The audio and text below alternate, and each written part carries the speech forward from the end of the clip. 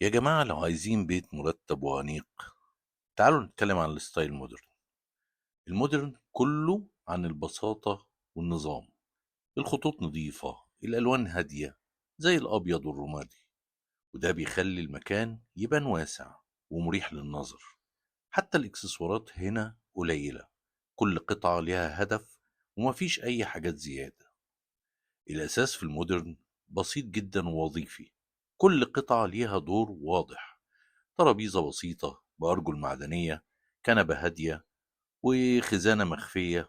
وكمان الخشب والحجر والزجاج هما المواد الأساسية، وده مش بيخلي المكان بس أنيق، لكن كمان صحي أكتر من المواد الصناعية اللي حوالينا، خصوصا في الستاير والسجاد والأقمشة.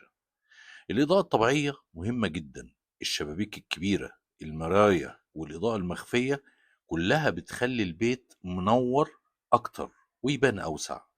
وكمان لو عندك نباتات صغيرة وحقيقية، حطها في الركن، صدقني هتدي المكان حياة وطاقة إيجابية.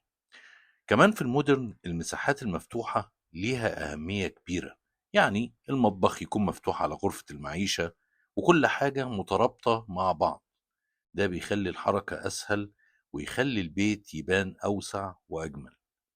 الستايل ده كمان بيعتمد على التوازن بين الشكل والوظيفة. أي قطعة حطيتها ليها هدف، سواء كرسي للراحة أو رف للكتب، ومفيش أي حاجة زيادة. كل عنصر في البيت ليه دور وكل لون ليه سبب. المودرن مش بس شكل، ده أسلوب حياة، بساطة، تنظيم، راحة للنفس.